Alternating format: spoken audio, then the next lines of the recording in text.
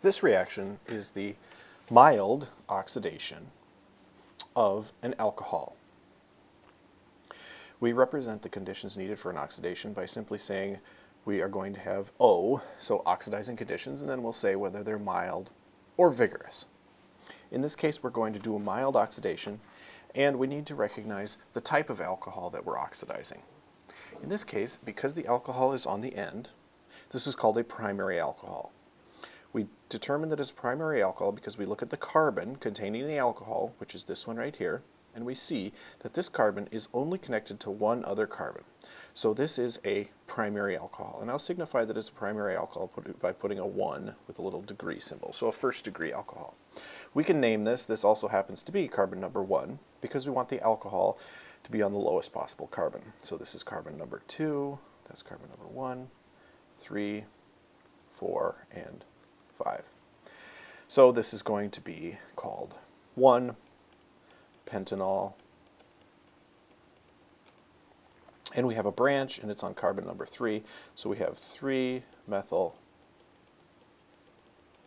1-pentanol.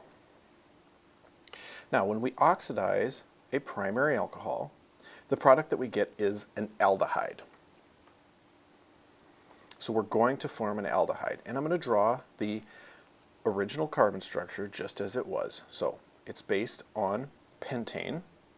So that means that there's a 5-carbon backbone. 1, 2, 3, 4, 5. The branch remains because remember the carbon structure doesn't ever change. So there's our branch, our methyl branch. And now we're going to draw the aldehyde. I'm going to draw it in 2 different ways. So an aldehyde is simply a double bond to an oxygen. And in the case of line bond structures, we know that this carbon right here has a hydrogen attached to it. So this is the product. Now, I'm going to draw down here another example of the product, which may be a little bit easier for you to see the aldehyde functional group.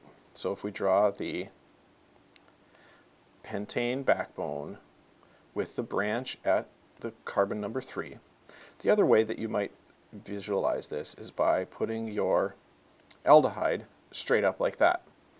This is totally okay because there is rotation around this single bond. So if you rotate this, you can rotate it down and it'll look like that. And of course there is the implied hydrogen right there. So the end of this molecule, if we were to draw a brief structural formula, we would go from our branch down to a carbon that has 2 hydrogens to the carbonyl carbon, double bonded to an oxygen, to an H. Now I'm drawing this as an example because right now I'm doing something that I don't allow you to do, which is to mix a line bond structure with a structural formula.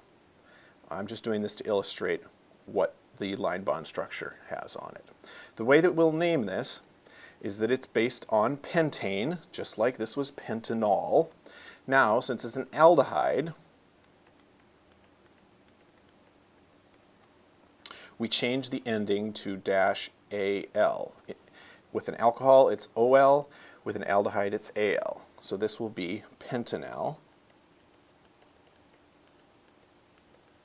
Now, because it's an aldehyde, we don't need to say that it's on carbon number 1, because aldehydes will always be on carbon number 1 because they are at the end of the chain, because there's an H there.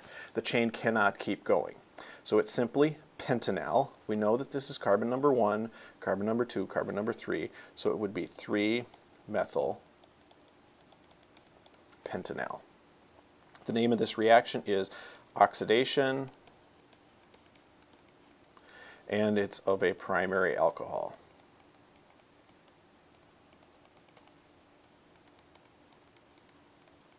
And the important thing to recognize here is this is an oxidation reaction.